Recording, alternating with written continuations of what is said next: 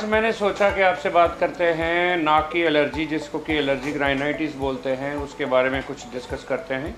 जैसे कि आपको मालूम होगा कि सीज़न चेंज होने पे जब भी सीज़न चेंज होता है, काफ़ी लोगों को सिम्टम्स आने शुरू हो जाते हैं, खासकर छींकें, पानी आना, हल्की फुल्की सिर दर्द, आँखों में खुजली, मुंह में खुजली होना।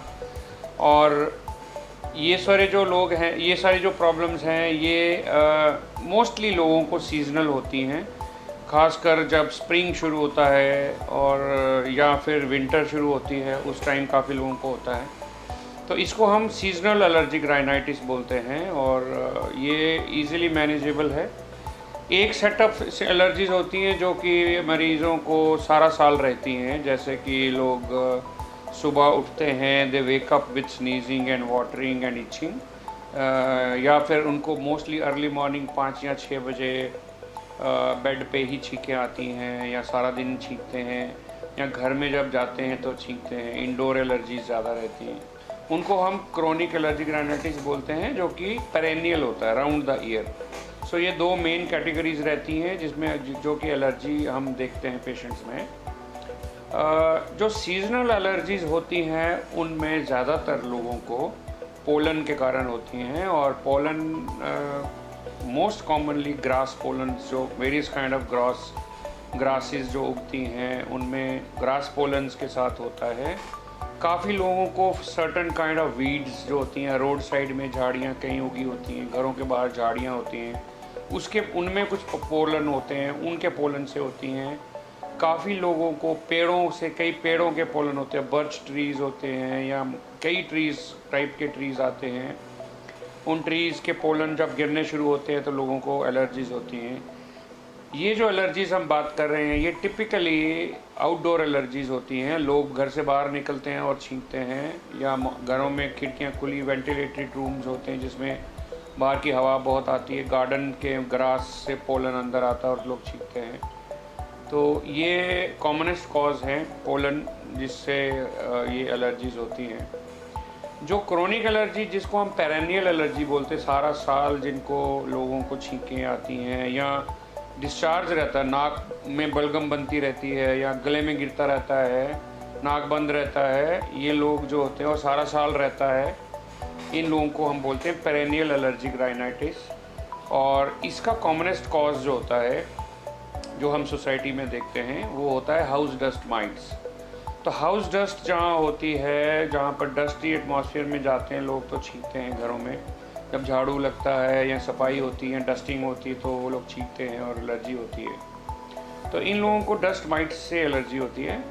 तो डस्ट माइट एलर्जी जो होती है वो कॉमनेस्ट देखी गई है पॉपुलेशन में, और this is the commonest indoor allergen which is causing the symptoms to the patient.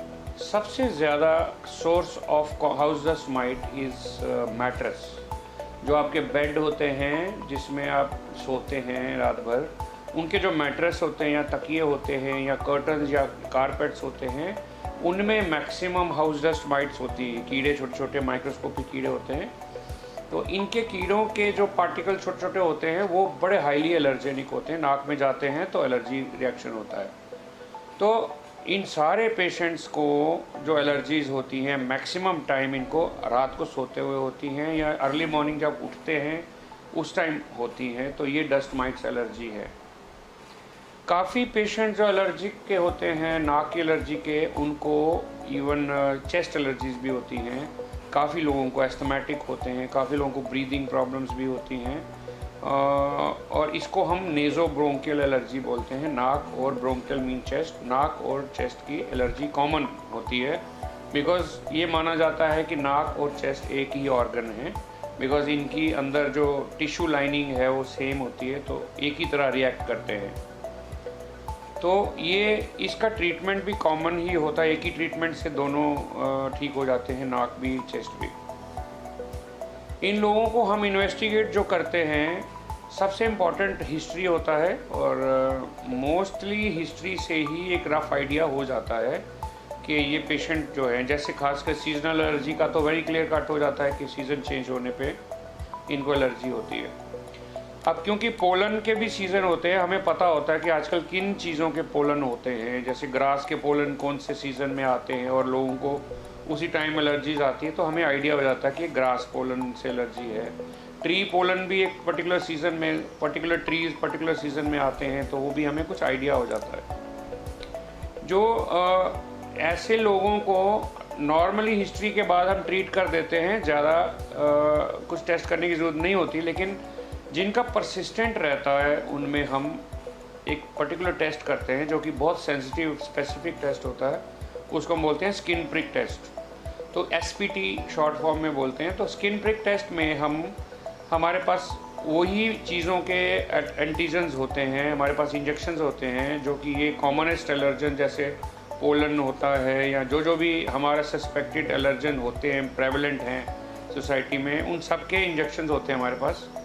तो हम पेशेंट की आर्म पे वो प्रिक्स करते, छोटे छोटे प्रिक्स करते हैं और वो सारे इंजेक्शन टेस्ट करते हैं। तो उसमें बिल्कुल क्लियर कट पता चल जाता है कि आपको, पेशेंट को किस चीज़ की एलर्जी है और किस चीज़ का रिएक्शन हो रहा है। उसी तरह हाउस डस्ट माइट की एलर्जी जो कि राउंड द ईयर रहती है, हाउस डस्ट माइट की एलर्जी के लिए भी यही स्किन प्रिक टेस्ट होता है। उसमें हमारे पास हाउस डस्ट माइट के एंटीजन्स होते हैं, इंजेक्शंस होते हैं, वो हम पेशेंट को प्रिक करके टच करते हैं तो उसमें वो स्वेलिंग आ जाती है।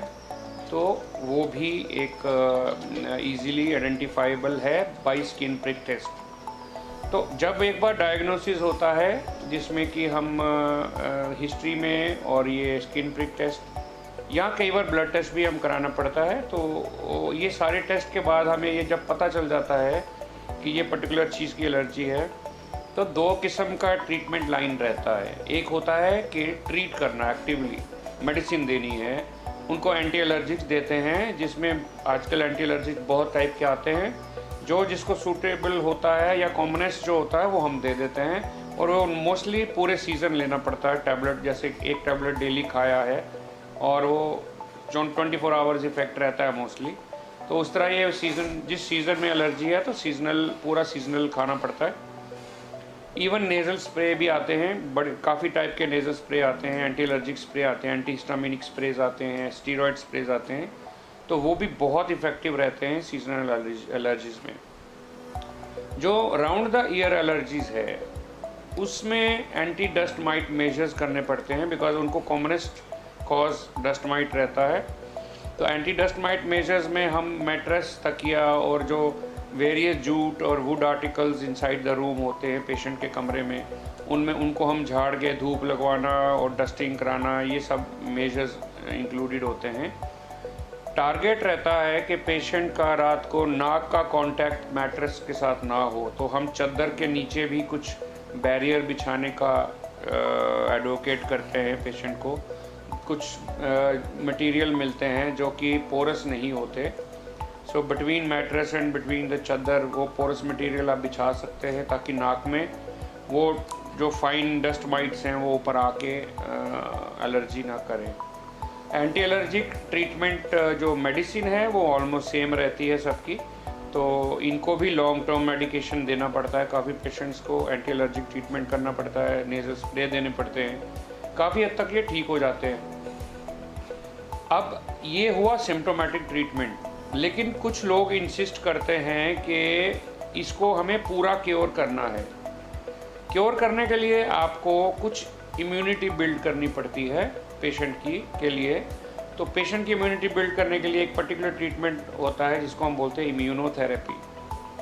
तो इम्यूनोथेरेपी में जो आप स्किन प्रिक टेस्ट से जो एलर्जन आपको मिलता है कि भाई इस चीज़ का पेशेंट को एलर्जी है, उसी एलर्जन के सीरियल डाइल्यूशन के इंजेक्शंस हम मंगाते हैं और वो पेशेंट रेगुलरली इंजेक्शंस लेता है, from very dilute to dilute concentration करते करते, और ये साल 2 साल भर इंजेक्शन लगाने पड़ते हैं। पीरियोडिसिटी बढ़ती जाती है फ्रॉम टाइम टू टाइम।